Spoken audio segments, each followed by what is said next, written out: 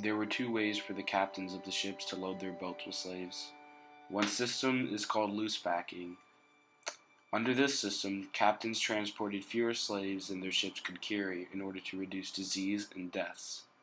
This was much less profitable, but ensured that their cargo, the slaves, were not sick. The other system is the cruelest one and is called tight packing. This system was based on the fact that more slaves they had, the more profit they could make. They carried as many slaves as their ship could carry. They completely packed it. In the ship's hold, the slaves were chained ankle to wrist with barely any place to move. Regarding sanitation and hygiene, in the worst cases, the captains did not provide any kinds of hygiene. In other boats, the captains placed buckets for the slaves to relieve themselves in, but there was never one bucket per slave. Slaves who were closest to the buckets used them often, but those who were farther away tumbled and fell on others while trying to reach it. Severely hindered by the shackles that were tightly secured around their ankles, most slaves preferred to ease themselves where they were, rather than bruise themselves in the process of trying to reach it. Some sailors would be ordered to go below deck and wash the slaves briefly. When weather conditions were bad, the conditions of the quarters dramatically worsened. The slave-holding quarters were so hot and humid that the floor of their rooms was covered with layers of filth during most of the voyage.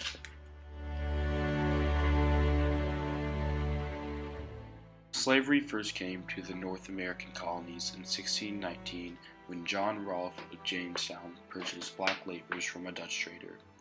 Soon, blacks began trickling into the colonies. The blacks who came to Chesapeake from West Africa did so under open and less strenuous circumstances.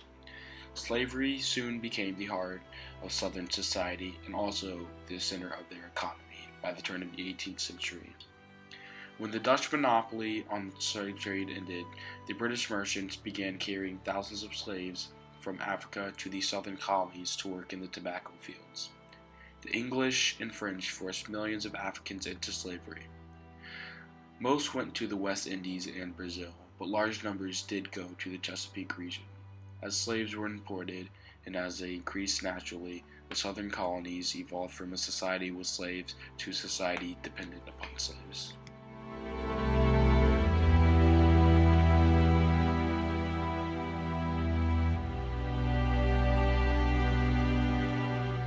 Before Eli Whitney's invention of the cotton gin, picking and cleaning cotton was a slow, labor-intensive job.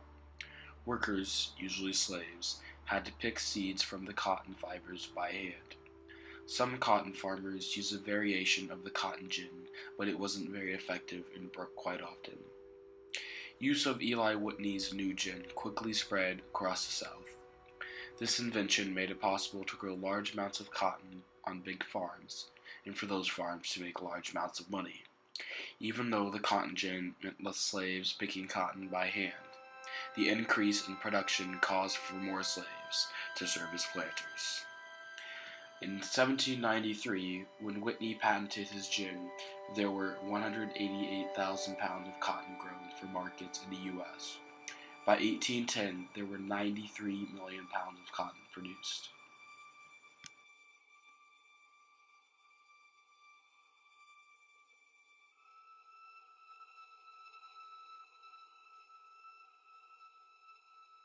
In 1831, a slave named Nat Turner led a rebellion in Southampton, Virginia. A religious leader and a Baptist minister, Turner and a group of followers killed 60 white men, women, and children on the night of August 21st. Turner and 16 of his co-conspirators were captured and executed, but the incident continued to haunt the South for many years. Blacks were randomly killed all over Southampton. Many were beheaded and their heads left along the road to warn others of rebelling. In the wake of the uprising, planters tightened their grip around slaves. Slave rebellions in America never achieved much widespread success. However, the importance of rebellion cannot be understated. The constant specter of physical violence reminded whites that slavery would never go unchallenged.